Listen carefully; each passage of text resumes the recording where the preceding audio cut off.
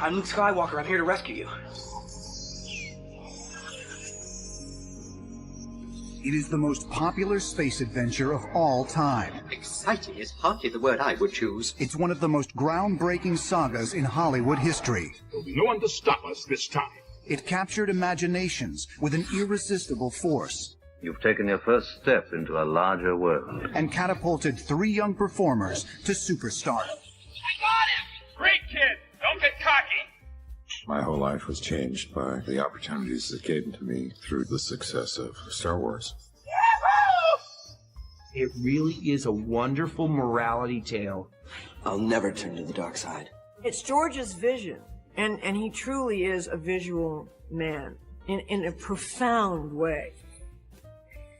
The Star Wars trilogy didn't just change the way we look at movies. It changed the way that movies are made. You must unlearn what you have learned. There's so many accomplishments that George has done that really has changed the business as we know it. We did it! What began as a galactic fairy tale became a success story beyond one man's wildest dreams. The Force will be with you always. I could ever make a hit movie. That wasn't my agenda. I certainly didn't expect Star Wars to be this giant hit.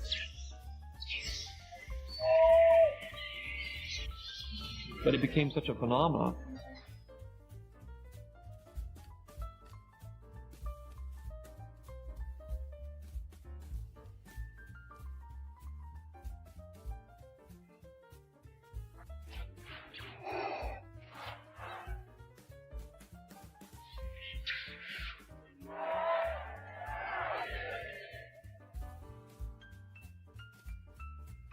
It's hard to remember a time before Star Wars.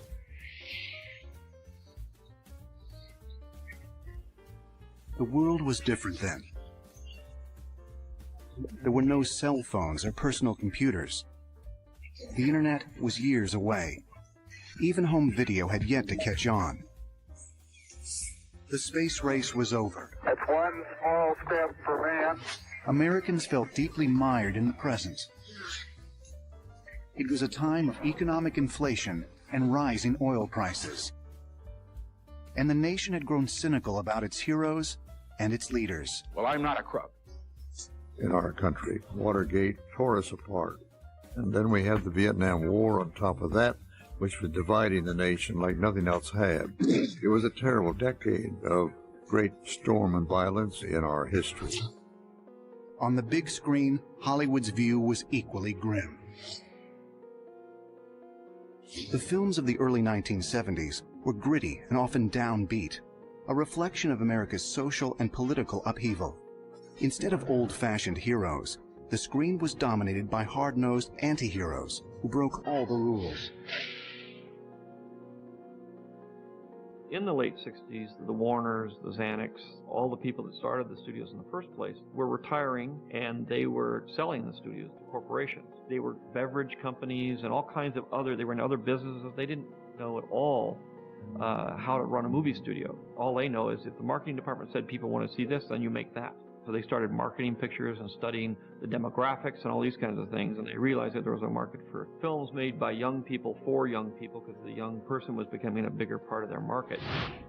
The studio system that lasted for decades had now collapsed, and Hollywood executives, desperate to connect with younger audiences, turned to film schools to find the next generation of movie makers. Action. It was in this atmosphere of change that gifted young directors like Francis Ford Coppola, Brian De Palma, Martin Scorsese, and Steven Spielberg brought a more personal sensibility to the screen. It was a state of confusion, and a lot of filmmakers got to make projects that they ordinarily wouldn't have gotten to make. And I got caught right in the middle of it.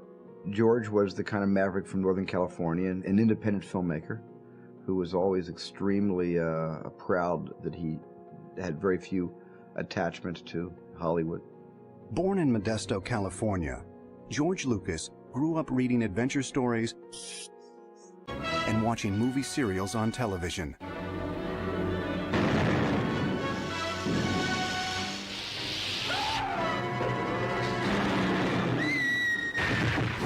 But it wasn't until college that his own dreams of filmmaking began to surface. In 1963, he left Modesto to attend film classes at the University of Southern California. I was teaching at USC, and George was in one of the seminars. We talked about some of his early attempts at filmmaking. And I'll tell you, right from the beginning, George had a unique vision. George was a guy that thought out of the box, as you can certainly see by his student film THX 1138.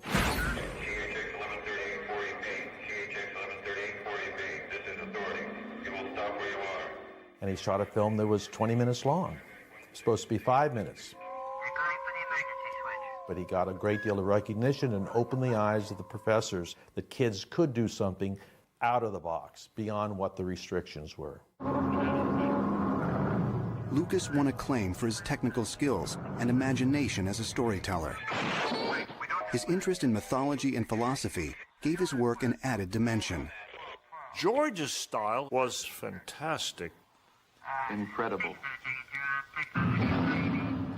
I don't care what he was doing, it just looked more personal than some of the other work.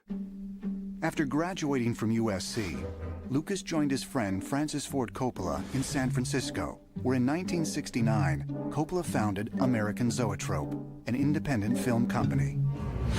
I came up with no intention of actually becoming successful, but I did have a very strong feeling about being able to be in control of my work and not having people tamper with it. In 1971, Lucas directed THX 1138, a theatrical feature based on his student film. But when Warner Brothers executives saw the finished product, they demanded Coppola return the $300,000 the studio had advanced to develop THX and other projects. The fledgling company imploded, and Lucas had to find work elsewhere. He decided to take matters into his own hands and start his own company, Lucasfilm Limited. For his first project under this new banner, Lucas chose American Graffiti, an affectionate look at teenage cruising in the early 1960s. I'm a ready Teddy. Well, get bent, turkey. Produced by Universal Studios, it was loosely based on his own experiences as a car enthusiast growing up in Modesto. I had gone from being extremely experimental and hard-edged, and then really taking up a challenge that Francis gave me. I bet you can't do just a silly comedy, you know, kind of warm and fuzzy comedy. So, okay, I'll try that. The film was shot in just 28 days for under $1 million. Co-producing was another USC alumnus, Gary Kurtz. Toward the end of the post-production on American Graffiti, we organized a screening at the North Point Cinema in San Francisco. And we felt the reaction to the film was quite positive. But Ned Tannen from Universal was very upset. He said, you shouldn't be showing it to an audience at this stage, and we were totally flabbergasted. My first film they didn't understand, and they meddled with it after it was all finished. Same thing with my second film. The corporate entity came in and jerry-rigged with it, cut 5 minutes out. But even before the release of American Graffiti, George Lucas's imagination was pointed at the stars. All during this time, he was talking about the fact that he would like to do a Flash Gordon kind of 1930s space opera, and he started working on that in earnest. And people said, well, all things to pick. Why in the world would you do that? Genre. Among his influences were the writings of scholar and educator Joseph Campbell, in which he explored the origins of myth and world religions. When Lucas was writing the script of Star Wars, he was heavily interested in Joseph Campbell. What Joseph Campbell was interested in was to see the connections between myths, the myths of different cultures, to try to find out what were the threads that tied all these very disparate cultures together. I did research to try to distill everything down into motifs that would be universal. I attribute most of the success to the psychological underpinnings, which have been around for thousands of years, and the people still react the same way to the stories as they always have. George is nothing if not a good reporter. And when he sets out to do his work, he starts reporting from the best sources he can gather. He brought Campbell into the process of looking at his work on Star Wars and saying, is this right? Am I getting it down? Is this the right emphasis? Is this the right character? Joseph Campbell said to me, the best student he ever had was George Lucas. Like such epics as The Odyssey, Beowulf, and The Legend of King Arthur, Star Wars drew from a shared pool of mythic archetypes. You have the youth who's on the adventure that you can identify with. You have the swashbuckler, and you have the damsel. She may not sort of have the reactions that are conventional, however, she is in distress. And you have the wise old man who you go and you find him, and you have the funnier characters. I mean, it really adheres strictly to that form. It's the traditional ritualistic coming-of-age story. And when I went into the mythological side of what I wanted to do, that's a key factor with heroes. By the summer of 1973, George Lucas had created a treatment that he felt was ready to shop around. Whether anyone would be interested, that was another story.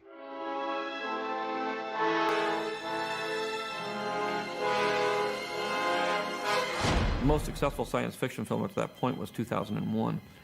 And successful then was that it made about $24 million or something like that. Most hit science fiction films would make about $16 million, which was the Planet of the Apes films and that sort of thing. But most science fiction films would make under $10 million. I mean, there's no reason to think that it would do any different. Star Wars was more space fantasy than science fiction, but its galactic setting made it a tough sell in 1973. When I was pitching the film, all I had was like a 14-page story treatment. It was very vague. Said it's kind of a 1930s action-adventure Saturday afternoon serial based on the kind of Flash Gordon, Buck Rogers kind of comic book future. And that's about all they knew about it. In the 70s, science fiction seemed to be all about apocalyptic societies and death and destruction. Not very inspiring, so we were fighting an uphill battle with the science fiction project. George Lucas brought Star Wars to Universal and United Artists. Both studios passed on the project, but the ambitious young filmmaker was secretly relieved. The last thing he wanted was to hand his dream project to the wrong people. He didn't care for the studio system. He used it because there was no other way of doing what he needed to do. Undaunted, Lucas presented Star Wars to Alan Ladd Jr., the new head of creative affairs at 20th Century Fox. Ladd, a former producer, was able to recognize potential in the filmmaker, if not necessarily the film. We had a meeting, and George said, well, I've been thinking about this thing called Star Wars, and told me about it. I said, that sounds terrific. I mean, the technology part of the whole thing was completely over my head, but I just believed in him and his genius. I sort of recognized off of American Graffiti that he really was a genius, so I just flew with it. He understood what talent was. He respected talent, and he was able to say, I think this guy's talented. I think we're going to invest in him. So Alan Ladd Jr. invested in me. He did not invest in the movie, and it paid off. In 1973, Ladd's investment in George Lucas proved justified. American Graffiti was finally released to rave reviews and became the third highest grossing picture of the year. It went on to earn more than $100 million worldwide. American Graffiti showed a very human center and a huge heart that George has always had, by the way. And I think that surprised a lot of people. With a preliminary deal for Star Wars in place, Lucas began writing his screenplay in 1974. It proved more ambitious than he had first imagined. The filmmaker was able to distill his idea down to its essence, an epic battle between a heroic rebel alliance and an evil galactic empire.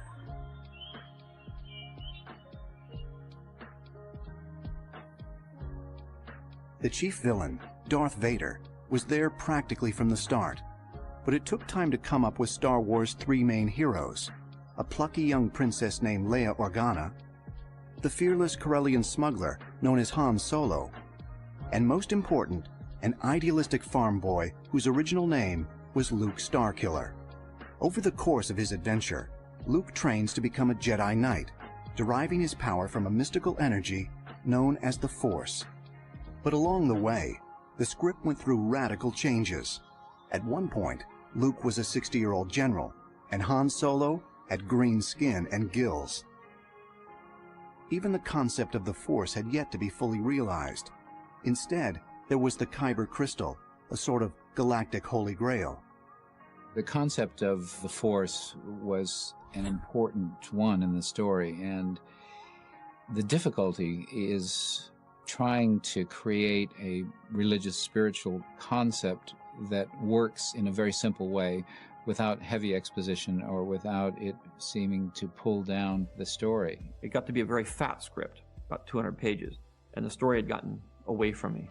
So the only way I could cope with it was to say, I'll take the first third, the first act, and I'll make that into a movie. But I'd written all this other stuff. I'd spent a year writing this story, and I said, well, I'm not going to just throw away 2/3 of my year and say, this is all I can afford at this point. This is the only amount of money I'm going to get is to do this one movie. So I put it on the shelf, and I said, by hook or by crook, I will finish this movie.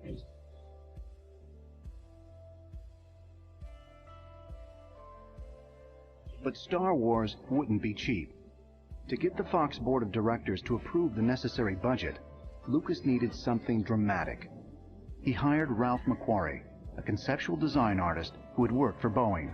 I'd seen some of his paintings, and I thought he was really brilliant. I had said, look, I want you to do some paintings of these scenes that I've done so that the studio can get a picture of what it is I'm talking about. When I turned in the script, I had about 5 or 6 drawings that I turned in with it also, to say this is what it's going to look like. He had a concept for a big, spectacular visual, and it didn't come across in the script. So I tried to give it scale, juxtaposing the tiny little figures with the great, spectacular backgrounds. George would say, don't worry about how we're going to do it. We just want to see an impression of what the scenes would look like on the screen.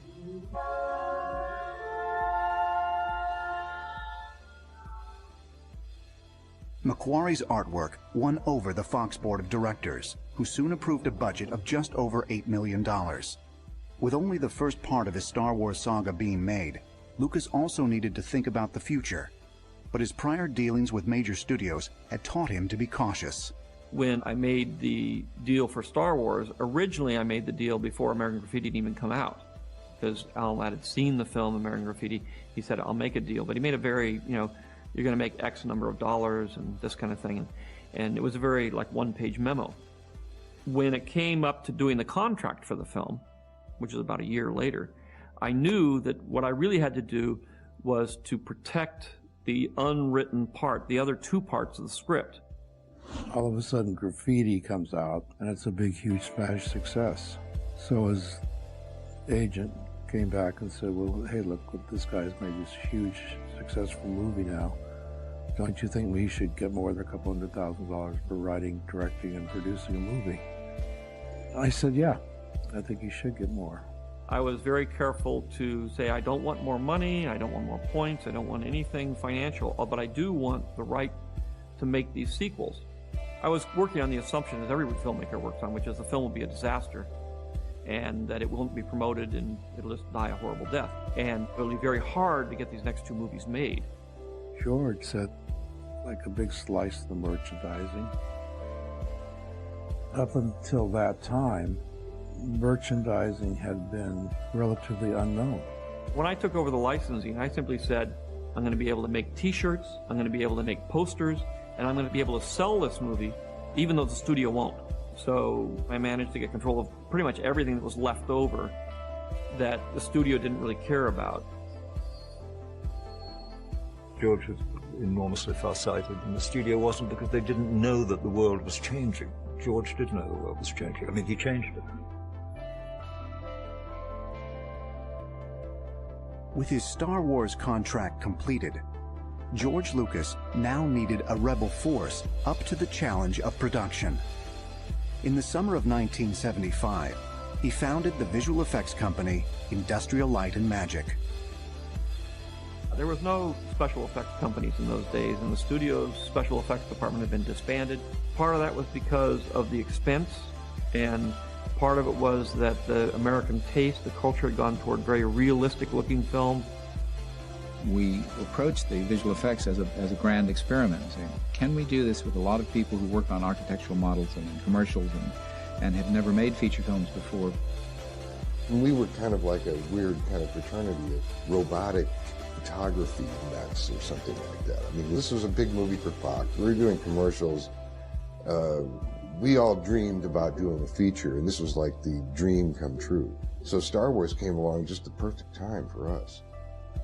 We moved into a big empty warehouse in Van Nuys, right near the Van Nuys airport, and basically started from scratch. I mean, it was empty. In the early days, you used to park your car inside.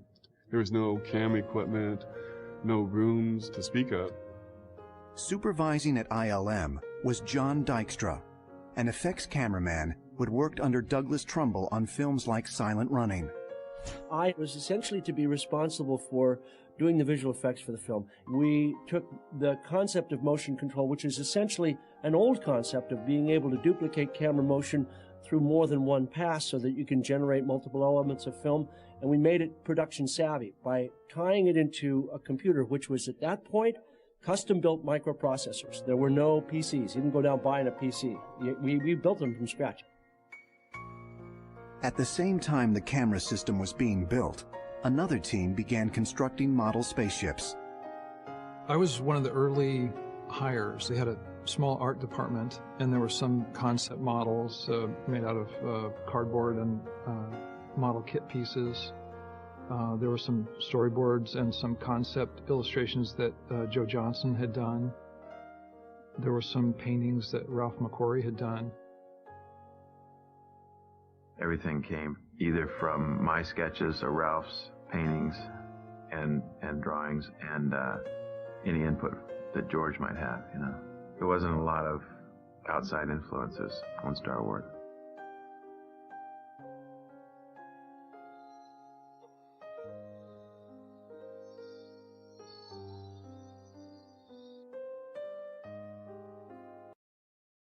George wanted it to look like you could actually see the rivets, so you could see the logic of how it was made. I was originally hired to work on the Death Star, the 40-foot by, 40 by 80 feet or 40 by 60 feet or something like that. Nobody wanted to do the job because you had to spend a lot of time on your knees. Everybody sort of could cross-train and work in different techniques. That was different than the Hollywood system that had very strict sort of union rules. But there was no way that this work could be done that way, or no way that the Hollywood unions could understand what we were doing. With pre-production gaining momentum, Lucas next began the process of casting his galactic opus. He shared the audition stage with his friend Brian De Palma, who was seeking actors for the Stephen King shocker, Carrie. It just happened that we were both making these movies and casting at the same time, so we decided to combine our efforts. I've made movies with very young people that have no track record, so I have to kind of go through and discover them, pick them, and then test them and go through them and have readings. And so it takes a long time. I spent probably 6 or 7 months casting Star Wars, and that's a long process to sit in a little room and interview people. And I interviewed thousands of people. In casting the male leads, Luke Starkiller and Han Solo, Lucas looked for individual screen presence as well as chemistry between performers. Well, it checks out again. There's no mistake. You can't find Organa Major? I found it. It's just not there. Oh, I found it. It's just not there. What's left of it is contaminated. That's it there. Look at those radiation readouts. It's impossible. I've never seen anything like it. The Empire must have gotten here first. The planet has been completely blown away.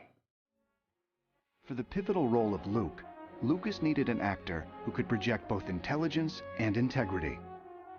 Well, she's part of the royal family. They don't get anything out of her. She knows the power of mind control.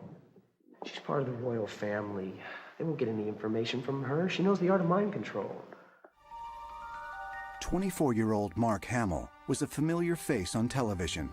A newcomer to films, his wholesome, easygoing manner fit the part perfectly. I can remember a line from the screen test, which I don't think ever will leave me. And Luke says, but we can't turn back. Fear is their greatest defense. I doubt if the actual security there is any greater than it was on Aquilai or Sullust, and what there is most likely directed towards a large-scale assault.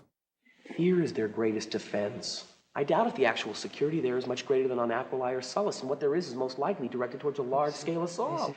And I read that line, I thought, who talks like this? So I just did it sincerely. Well, how many more systems have to get blown away before you have no place to hide and are forced to fight? Don't you realize what's going on?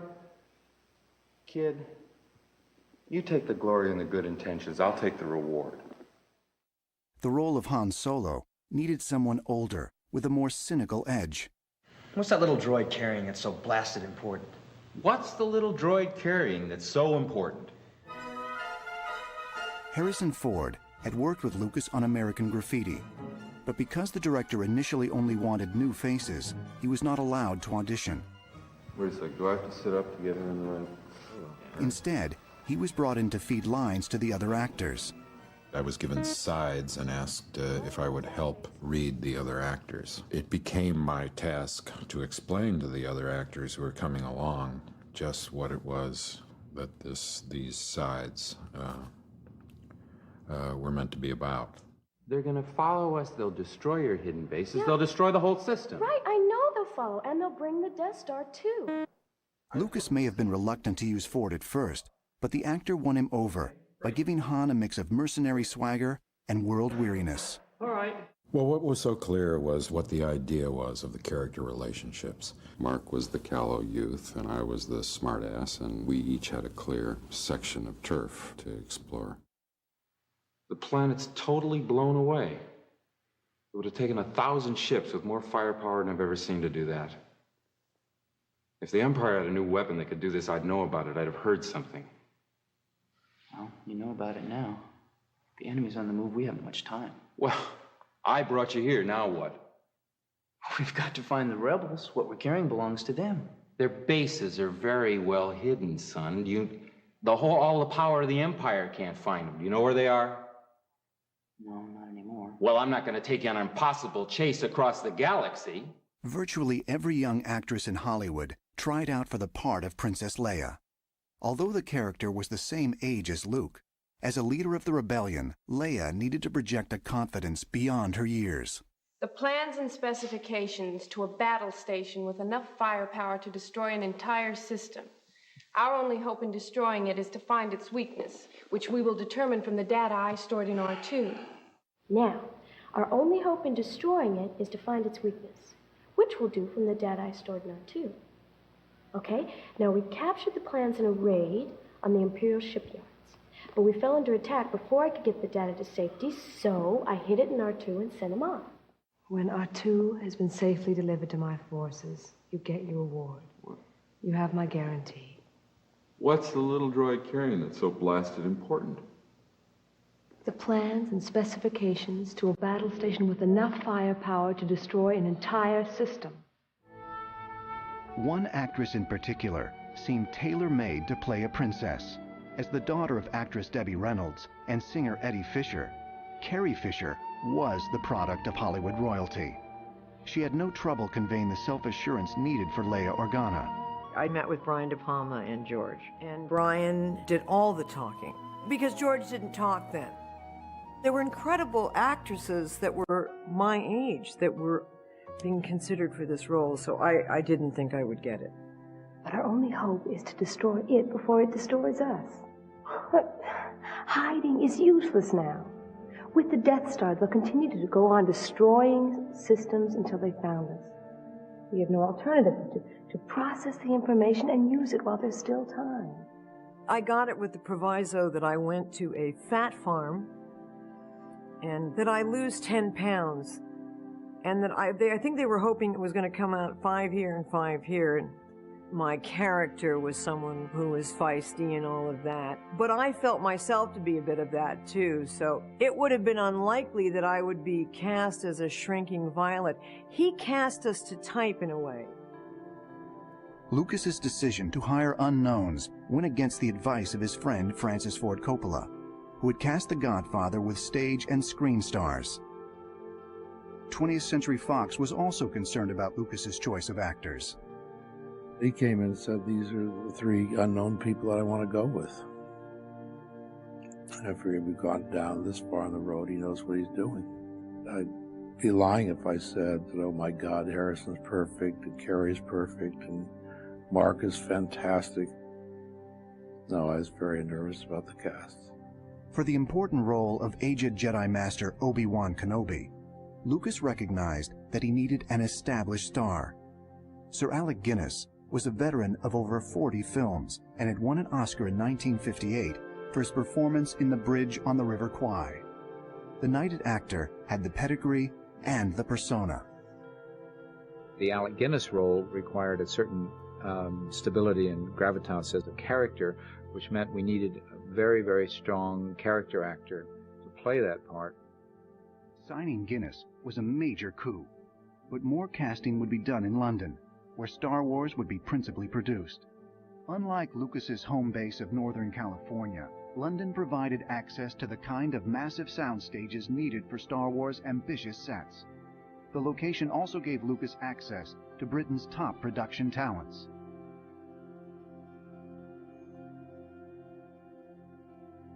The character of Darth Vader demanded someone of commanding physical stature.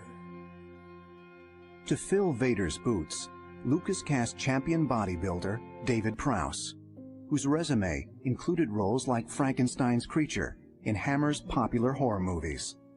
As Vader's evil accomplice, Governor Tarkin, another Hammer alumnus was cast, 63-year-old Peter Cushing. Best known as the methodical Professor Van Helsing in Dracula, Cushing was the perfect choice to portray the Death Star's icy chief administrator. For the part of Chewbacca, Han Solo's towering Wookiee co-pilot, Lucas and Kurtz had to look outside normal casting channels. But at 7 feet 3 inches tall, it was no stretch for Peter Mayhew, who had been working as an orderly at a Yorkshire hospital. And I sat down on one of the sofas, waiting for George. The door opened, and George walked in with Gary behind him. So naturally, what did I do? I'm raised in England. As soon as someone comes in through the door, I stand up. George goes, and virtually turned to Gary and said, I think we found him. Finding the right performers to portray robots was even more of a challenge. Production designers had constructed an assortment of robots and androids to populate the Star Wars universe. But it would take living, breathing actors to give personality to the two main droids, C-3PO and R2-D2. To operate R2, Lucas needed a performer small in stature, but with a big imagination. Enter 3-foot 5-inch stage comedian Kenny Baker. They couldn't find anyone that would fit inside this robot to make it move. And they couldn't use kids because it was quite a heavy machine, you know. It weighed about 80 pounds. Well, I've had a lot of experience of inside costumes and inside cats and dogs and goodness knows what else, you know. So when I got into the robots, you know, he said, look happy, so I'd go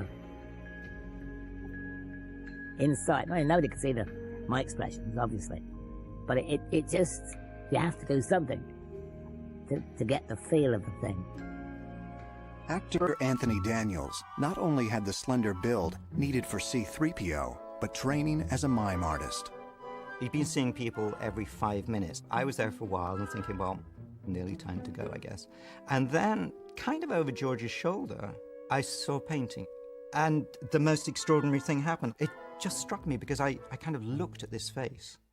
And the face looked back at me, and we had this extraordinary eye contact. You know, he's looking right out of the picture, and he seemed to be saying, come, be with me. And the vulnerability in his face made me want to help him. Isn't that weird? He just looks utterly vulnerable. That painting completely changed my attitude to the whole project. Years later, I was able to go to Ralph McQuarrie and say, you realize this is all your fault. In March 1976, with casting completed, George Lucas and Company arrived in North Africa. It was a strange caravan of British and American filmmakers working in a French-speaking nation on a script few people believed in. The overriding thing for me, really, at that stage was the amount of work that we had to do, the amount of stuff there was to achieve, and we had grave doubts about getting it done in time. But the trial by fire had yet to begin. It was now up to Lucas to make his movie. Just one day into filming, the Sahara was pelted with its first major rainfall in 50 years. We were going out there to shoot on the salt flat. I came out in the morning and the rain was going horizontally down the street this way. I thought, my God. I just called a rest day and the crew told them all to go back to bed because there was no way we were going to shoot on that. It was the first 2 weeks of shooting. We'd run into a lot of weather problems. The sets had blown down. I didn't get everything shot. It was a disaster. At that point, I was pretty depressed, saying, boy, I've got myself in way over my head. I don't know what I'm going to do. You must do what you feel is right, of course. With temperatures topping 100 degrees by mid-morning, Tunisia was anything but fun in the sun. Baking for hours in heavy costume, even the film's stunt coordinator, Peter Diamond, found the conditions physically exhausting. I was the only stunt person on the picture in Tunisia. I became a Tuscan raider or a sand person. I'm not a sun merchant. I don't like the sun, I just burn. So I just died with the heat of it. I couldn't stand it anymore, it was so hot. But there were so many problems, it just was not a good location. We seem to be made to suffer. It's our lot in life. C-3PO was finally put together for the very first time the day before we started shooting. R2-D2 didn't really function that well. He could run along in the three-legged position, but he couldn't turn his head at the same time. Yeah, there were wires everywhere. And the head was on a track of ball bearings. I used to grab whatever I could grab hold of and turn it physically that way and that way, not very far. Because I went too far, the wires would go around my neck. And then they'd say, cut, right, break for lunch. And everybody just walk away and leave me. And then they'd remember me, you know, eventually. But that happened many times. It was bad enough as putting on the costume for the first time. And within 2 paces, the left leg had shattered down onto the plastic of the left foot and was gently but forcibly and persistently knifing it into the soft part of my foot. So we took it off, and I limped to the set with 1 foot. And it was then I began to panic about the days to come. As the actors and crew began to grumble about the adverse conditions, it was Sir Alec Guinness who served as a role model of professionalism. It was, for me, fascinating to watch Alec Guinness. He was always prepared, always professional, always very kind to the other actors. He had a very clear head about how to serve the story. He was the person who sort of brought it some legitimacy. And I asked him why he wanted to do it. And he loved the idea of playing a mentor or wizard in a morality play where good and evil so clearly defined.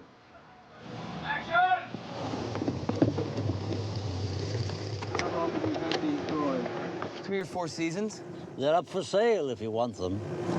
Let me see your identification. But you don't need to see his identification. I don't need to see your identification. These aren't the droids you're looking for. These aren't the droids we're looking for. He can go about his business. You can go about your business. Move along.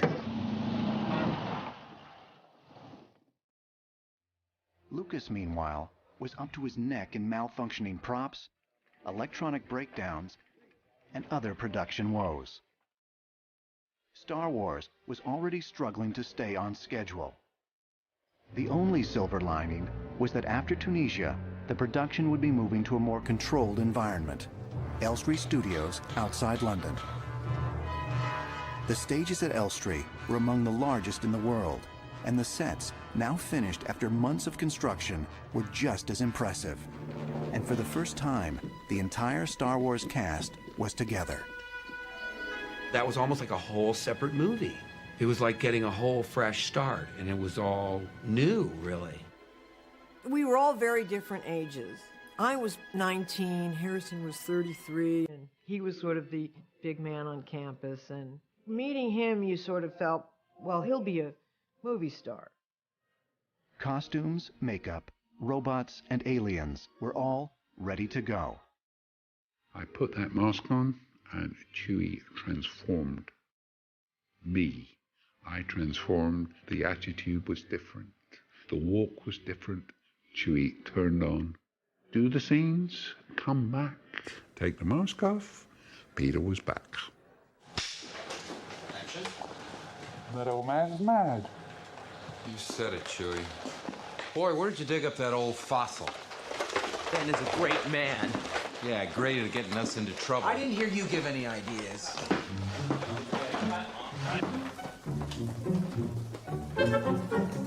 But working at Elstree Studios didn't mean the production was free from problems or strict British Union regulations.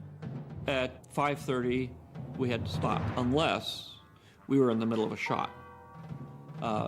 I could ask the crew for an extra 15 minutes, but they always voted me down. I'm not putting down the British crew, but there was kind of attitude like, what is this? It didn't help that most of the crew thought Star Wars was just a children's film.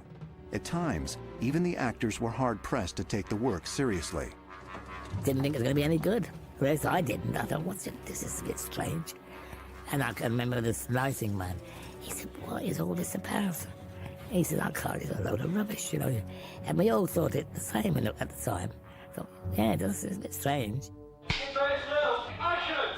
There's a princess with her hair and weird buns on the side and a giant in a monkey suit or something. I mean, it was weird. It was very, very weird.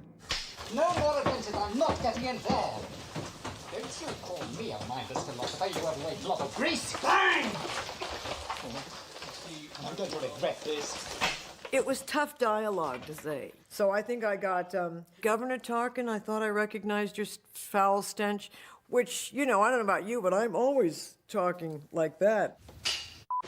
Governor Tarkin, I should have expected to find you holding Vader's leash. I recognized your foul stench when I was brought on board. Charming to the last. We used to say you can type this stuff, but you can't say it. George didn't really like being in London, I suppose, is the best way to say it. He doesn't like being away from home. He's not the most gregarious person in the world. He had some clashes with the cameraman. Gil Taylor was a very old-school cameraman, very crotchety. George had, coming out of low-budget filmmaking, was used to doing a lot of things himself. So George would say things like, well, put a light here, and Gil took offense at that kind of thing. He says, that's not your job, son. You tell me what you want to see, and I'll do it the way I think is best to create what you want to see. It was a clash of style of working. 327, take 4. We're coming up on Alderaan. You know, I did feel something. I can almost see the remote. That's good. You've taken your first step into a larger world. Lucas also became frustrated that the costumes, sets, and other production elements weren't living up to his vision for Star Wars. The compromises required, due to the film's budget, plagued him on an almost daily basis.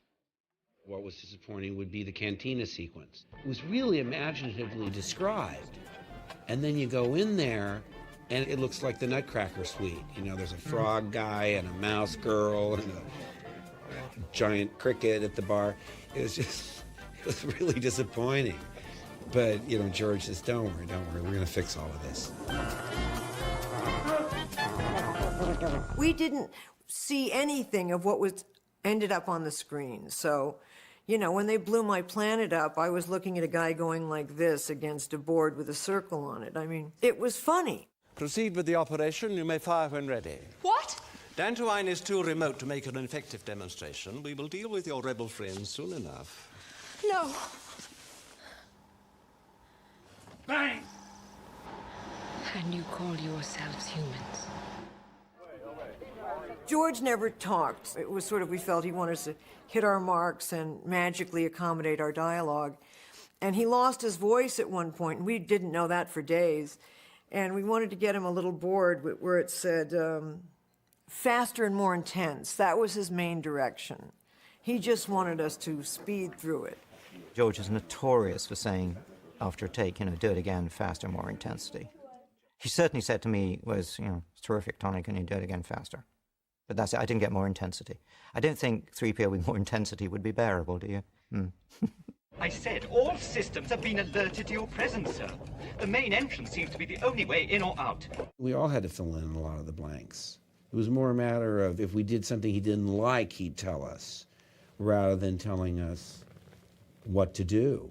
I think George likes people. I think George is a warm-hearted person. But he's a little impatient with the process of acting, of finding something, and he thinks it's there. It's right there. I wrote it down, Just do that. Sometimes you can't just do that and make it work. He's really focused on what he's trying to do and get everything right, and the smoke right, and the squibs go off right, and we're just taunting him mercilessly. Kerry and Mark have a wicked sense of humour. Kerry was very young, and Mark was very young. So they were the junior division, and they were always larking about on set. So it kept us in stitches. I got one outfit for the first movie, and as George taught me, there is no underwear in space. Instead of that, there is gaffer tape. So I was taped down. And I used to say we should just make up a contest on the call sheet as who's going to rip it off. But we didn't do that. We were all goofing around and trying to make George crack, because he really looked like he was ready to burst into tears, and you try and cheer him up.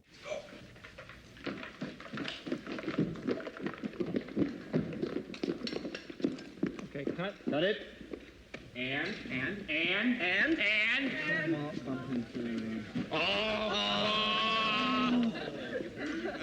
The mic was in frame.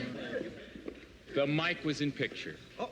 The mic was in picture. The mic was in picture. Going back to first position. The sound department has to pay him. That to him was really inappropriate humor at the time, because I'm sure he's in the zone and he's seeing what he wants to do, and we're just like actors trying to stave off boredom because, we've been in the trash compactor all morning. Ready, and action! What happened? I don't know, it just disappeared. I got a really bad feeling about this. But it is amazing what you can do when you have a vision, when you have an ambition, and when you can bend other people's will to your desire. And the thing that kept it focused towards the ambitions was George's vision and his passion for the idea. Perhaps the most memorable stunt in Star Wars was actually performed by Mark Hamill and Carrie Fisher. The nick-of-time escape of Luke and Leia across a yawning chasm in the Death Star. Mark Hamill wanted to do as much as he could himself. I had times when I had to keep him back because he was too enthusiastic, actually, and he could have got hurt. Princess Leia and Luke Skywalker had to swing over this void. We couldn't afford stunt doubles, so I said to George, well, I can teach them to do this and be quite safe. My buddy and I, we put the harnesses on, we put the wires on, everyone down below, because remember, we're about 20 meters up, looking down on them, right? And as we swung across, there was a terrible tear. And my buddy said to me, Peter, your harness is snapped. And Mark, he said, I'm not going in that, it's too dangerous. And this is where I discovered you had to be a good liar. I said, no, there's nothing wrong with the harness. I split my trousers as I landed. He said, oh, I thought it was the harness. I said, Mark, I wouldn't let you go on this if it was dangerous.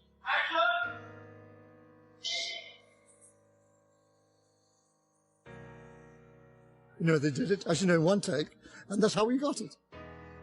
Good luck.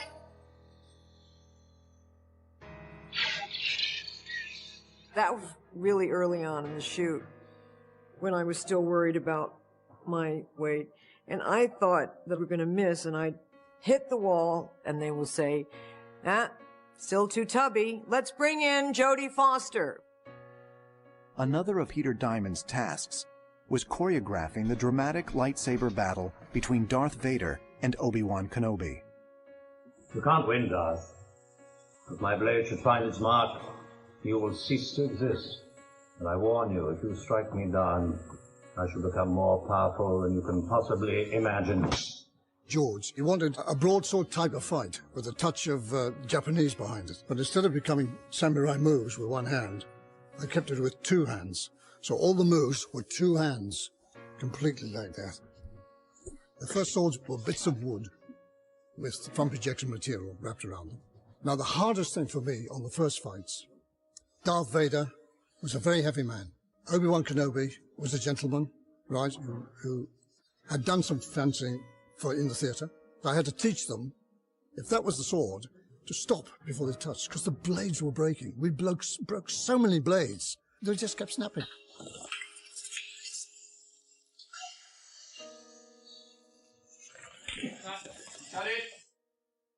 Across the Atlantic, Fox's head of production, Alan Ladd Jr., continued to offer Lucas his main, if not his only, support from the studio.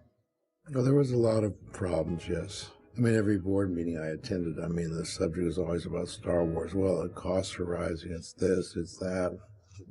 We've read drafts of scripts that make no sense to us in any way, shape, or form, and it was rather unpleasant. The things that stick in my mind that made me laugh were like memos worried about whether or not the Wookiee should have pants. They're looking at this thing and saying, couldn't he have some lederhosen? And I thought, isn't this great, you know?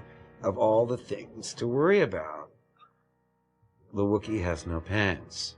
I think we were like 2 weeks over schedule. At that point, the board of directors at Fox started to panic and tell Alan Ladd Jr. that he had to shut that film down regardless. And so he came to me and said, look, you've got to finish in the next week because I got another board meeting and I can't go in there and say we're still shooting. I kept going on the phone to their production department saying, this is insane. If we put on a second crew to do this, it costs us more than going an extra week. And they said, it doesn't matter. The studio's opinion is that the day deadline is more important than the money you spent. The final scenes were filmed at breakneck speed, with Lucas frantically bicycling from one soundstage to another. Well, I think George suffered a lot more than I was aware of at the time. But I was very focused on what I was doing, because this was a very busy movie. It was just non-stop, dawn to dusk. We did go over at the end, and we split into 3 units right at the end. And Gary directed the 2nd unit, and I had the distinction of directing the 3rd unit of Star Wars. My shots were things like close-up of R2-D2's 3rd foot going down. Nothing too dramatic, but that's how we finished it. Come on.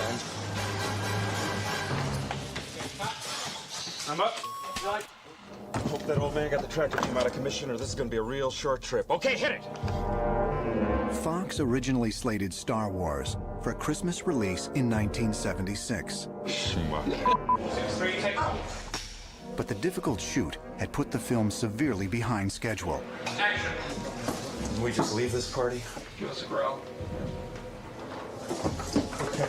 We are running some old friends. Is the ship all right? Seems okay, if we can get to it. I just hope the old man got the tractor beam out of commission. Look.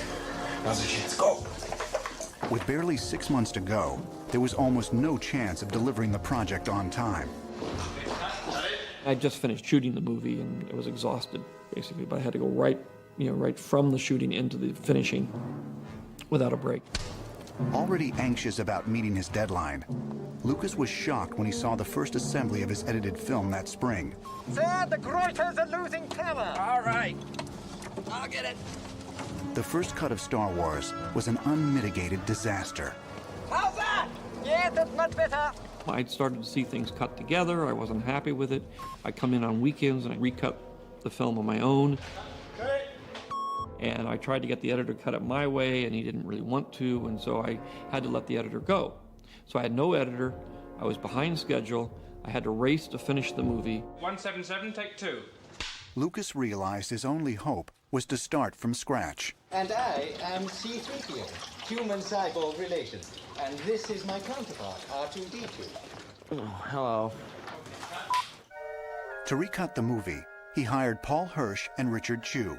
And for several months, he was able to borrow his wife, Marcia, who was editing New York, New York with Martin Scorsese. Take 250, take 7. Action. You must do what you feel is right, of course.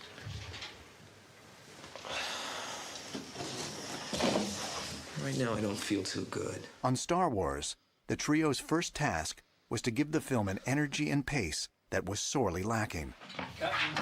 It was cut in a very traditional manner of just playing things out in masters and then going into the coverage, and let the actors' rhythms dictate the cuts rather than having the cuts kind of drive the rhythm of the scenes. 211, take 3, guide track. Action! So consequently, there wasn't any excitement in the footage the way that it had been put together. Richard and I would sort of leapfrog. If he was on reel one, I would grab reel 2, and then when whoever finished that would grab reel. Can I take another one? Very often, the very next frame would be the flash of the camera stop.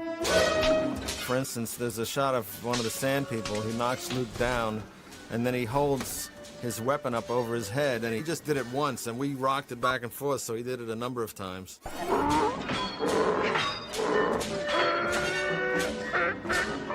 The only things that are there is what's presentable, and everything behind the scenes is a mess. With no chance of being ready by Christmas, a new release date was set for summer 1977. Some doubted that the movie would ever reach theaters. But as bad as things had been with the editing, the situation at ILM was even worse. The company was trying to create effects that had never been done before. They knew what they wanted to accomplish, but they had yet to create anything usable for the film. They had spent half their budget, and ultimately I had about 4 shots, none of which I would accept. They were just not good. That was pretty much of a low point. I had no special effects, and I didn't even know whether we were going to get the ships to work. So it was a pretty desperate time, and we'd spent half the budget, building the motion control cameras and setting the shop up, and it was a disaster, to say the least. The factory has to be built before the first can of peas can be sent to the supermarket, and I think it was a year or more without any film coming out, without one shot being finished, because they were building optical printers, they were building cameras, we were building models. I know that George was disappointed in the work, and I'm disappointed that he was disappointed, but there's a certain subjectivity to some of that stuff. I wish he'd been happier, but I also think that ultimately the work did the job.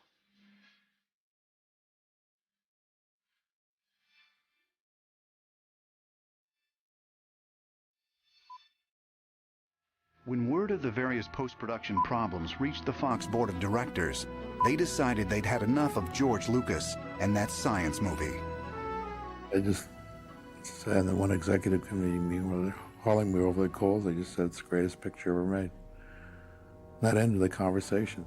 They were afraid to say, well, you're stupid and you're wrong, and we want you out of this building by 5 o'clock this afternoon. So, there were some tense moments there. With the dismal early cut of the film, ILM in chaos, and growing pressure from the studio, Lucas was facing almost unbearable battles on a daily basis. After an especially tense trip to ILM, Lucas felt sharp chest pains. Fearing a heart attack, the director checked into a Marin County hospital. He was diagnosed with hypertension and exhaustion, and was warned to reduce his stress level. At that point, I really felt that I'd gotten myself into a real mess, and I didn't know whether I was going to get it out. Lucas doubled his efforts to save Star Wars. The situation at ILM required drastic measures. To get the film's crucial special effects back on track, Lucas had no choice but to step in personally. We put a production department in the special effects company. I went down there twice a week. There was a certain amount of resentment at first because they felt that they were being challenged a bit on how they had set it up. We felt that there was a certain quasi-hippie mentality that some of them had about the schedule. Ultimately, I guess we were known as a country club. I think I'd look to those guys that there needed to be a really strong production force in there that was going to meet some sort of quota.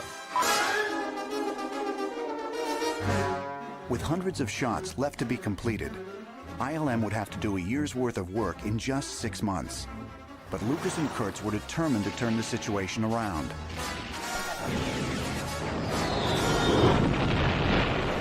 Gary was a gearhead, so he could understand our problems. And George is a storyteller. you know, and so we have to serve his needs because he's the one that's telling the story. But we had to build these incredible contraptions in order to do it. George was our general. We're his soldiers, and we're all fighting this single battle to get this film out. We're going on the front lines here, and that gave us also kind of a feeling of being special and fighting this great battle to, you know, get this thing done, whatever it is.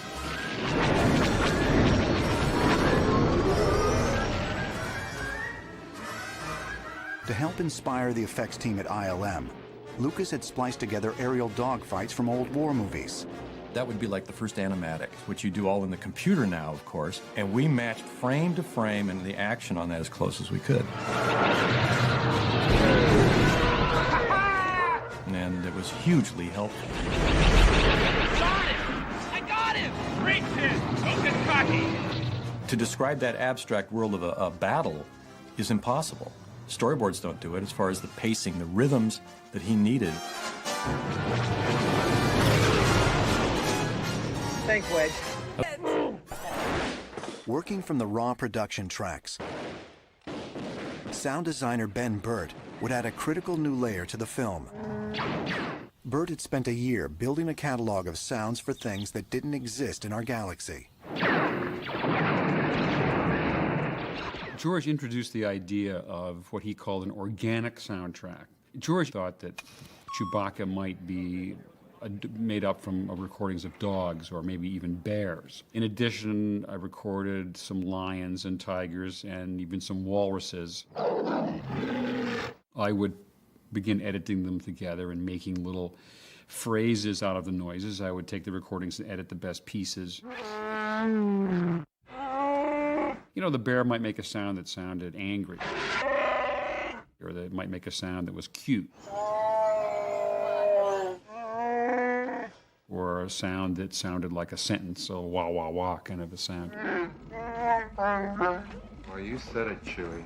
The voice of R2 turned out to be the most difficult problem to solve in the sound design of the first movie, because R2 had to act alongside of the other actors. And the script only said that R2 made a sound, or maybe R2 beeped. I had a small electronic synthesizer, and I did some patches with it and made up some electronic sounds. But that didn't sound alive. At one point, we talked about R2's personality, and we felt that he was developing kind of as a toddler. So I did a lot of baby recordings. And eventually, we found that in the discussion of R2's voice, we were making the sounds ourselves. A few experiments led to the combination of using my voice doing baby talk, beeps and boops, with the electronic synthesizer. So R2 is sort of 50% machine and 50% organic, coming out of, you know, the performance of a person. The breathing for Vader was recorded by putting a little tiny microphone down inside a regulator on a scuba tank. And I breathed through the mask itself, and it breathed in and out of that came the various, you know, paces of Vader breathing. Finding the right voice for Darth Vader was another challenge. And action! Lucas had never intended to use the on-set vocal performance of David Prowse. Start tearing this ship apart piece by piece until you find those tapes. Find the passengers of this vessel. I want them alive! I can still hear David Prowse's accent in the Darth Vader mask, muffled, because he would do the real dialogue. He's trying to curse Carrie Fisher or something. I don't know what you're talking about. I'm a member of the Imperial Senate on a diplomatic... You are part of the Rebel Alliance and a traitor. Take her away. It was hilarious and terrifying at the same time, because we didn't know what Darth sounded like. That was the first time we heard him. We're like, is that it? Is it going to be some Scottish guy, or what is this? Prowse's voice would later be replaced with a more menacing performance, provided by classically trained stage and film actor James Earl Jones. George had hired David Prowse, but he said he wanted a so-called darker voice, and not in terms of ethnic, but in terms of timbre. And the rumor is that he thought of Orson Welles, and then probably thought that Orson might be too recognizable. So what he ends up is picking a voice that was born in Mississippi, raised in Michigan, and was a stutterer. And that happened to be my voice. I want to know what happened. C-3PO's voice struck us all as, well, we got to do something about that. 34, take 3. We seem to be made to suffer. It's our loss in life. It was mentioned a number of times that C-3PO might sound like a used car salesman, not the English butler type. Oh, I'm sorry, sir. I must have fallen over. I just came up with this voice of an over-the-top British butler. British because that would be my natural mode of thinking. A butler because that was his role in life. Nervous because that was his feeling in life. And it came as C-3PO human-cyborg relations. And this is my counterpart, R2-D2. Hello.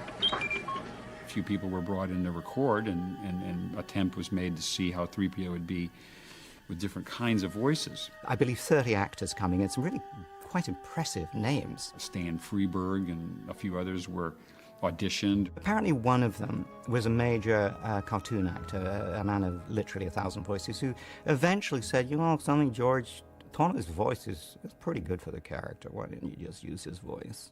And eventually the discussion just quieted down, and it was an excellent performance. It synchronized with his body motions. It was a total character which he created. His track was left in the movie. Hey, we don't serve their kind here. What? Your droids. They'll have to wait outside. We don't want them here. Why don't you wait out by the speeder? We don't want any trouble. I heartily agree with you, sir. 428, take 7. Action. Here we go, cutting the sublight engine. And visual effects were taking shape. But a private screening of the film for Lucas's closest friends didn't do much to bolster his confidence. It was an early stage, sort of a second or third cut. I had a couple of my friends come up to see it. Brian De Palma was in town, Steven came, some other friends came to see it. The human characters were there and the sets were there, but of course all the spectacular, the Death Star fight and the battle inside the trench and all that was just not even there to be a good one. I love the movie. I was probably one of the only people in the audience that liked the movie. Some of my friends were very honest. I don't get it. It's kind of, what are you doing here? So that was basically the tenor of the whole thing. And on the other hand, the studio, when Laddie and his little group saw the film, they loved it. It's the first time I've actually shown a film, and one of the executives even cried at the screen. A day of my life has just taken place, and I want you to remember this day, because this is what I never dreamed, or maybe I dreamed, but I never thought I would have a day as experience like the day I've had today in seeing this film. And I couldn't even believe it, because I'm used to studios. At that point, I was used to studio chiefs saying, this is terrible. You shouldn't show this to an audience. It's embarrassing. I remember bugging George, like, when can we hear the score? When can we hear the score? When can we hear the score? Fortunately, Lucas was able to recruit one of the industry's most accomplished composers, John Williams. Williams had recently won an Oscar for Steven Spielberg's Jaws, and his resume included countless film and television scores, including music for the original Lost in Space television series. I do remember George talking about the fact that what we were going to see in the film represents worlds that we hadn't seen, but that the music should give us some kind of an emotional anchor.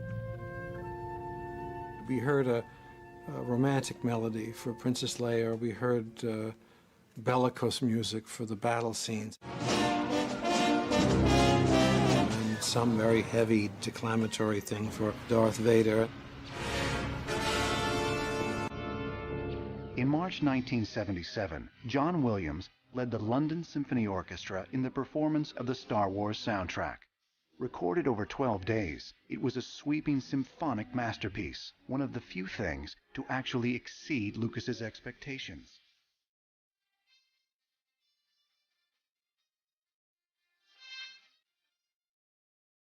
That I was talking about, it's a group of composers that weren't that well looked upon in the 70s. There was a different attitude toward the old-fashioned symphonic kind of scores. And I had a lot of music in the movie.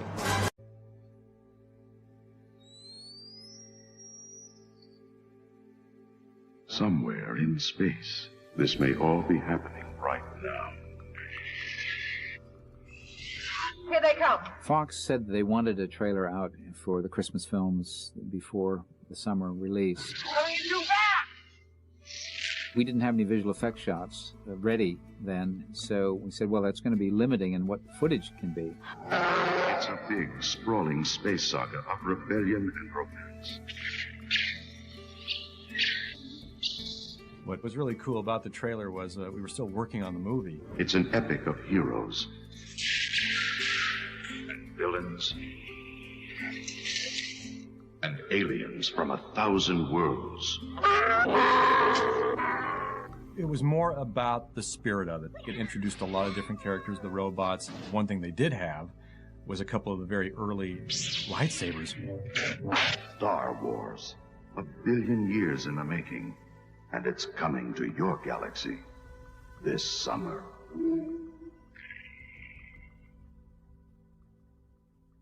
It's fun. Industry insiders had been predicting doom for Star Wars, but a small army of fans had been building, thanks to the foresight of Lucasfilm. Charles Lippincott was brought in as a marketing director. He was a science fiction fan. He had contacts with the fan base. That was critical, we felt. The science fiction fans were going to be the big supporter of this film, regardless of its popularity with any other audience. So that was the key target audience to start with. Aside from licensing posters and T-shirts, there was little support outside of Lucasfilm's marketing efforts to promote Star Wars. Fortunately, Charles Lippincott was able to secure a comic book deal with Stan Lee and Marvel Comics. He also convinced Del Rey to publish a novelized version of George Lucas's screenplay in November 1976. By February the next year, 500,000 copies had completely sold out. Fearing Star Wars would get crushed by other summer movies, like Smokey and the Bandit, Fox moved its release to the Wednesday before Memorial Day, but fewer than 40 theaters agreed to show it. Nobody wanted to book it. That same summer of 1977, Fox released a film called The Other Side of Midnight, which was based on an enormously successful bestseller. It wasn't a very good film, but it was a very, very much expected book. And in order to exhibit The Other Side of Midnight, you had to exhibit Star Wars. We sent out a beautiful book, and that didn't seem to make an impact on them at all. We had very few bookings. Also, it wasn't that there had been Time or Newsweek or any of that stuff preceding this. It hadn't been screened and hadn't gotten the reviews. On the eve of Star Wars release, 20th Century Fox, George Lucas, and the cast and crew braced themselves for the worst. One way or another, May 25th, 1977, would be a day they'd never forget.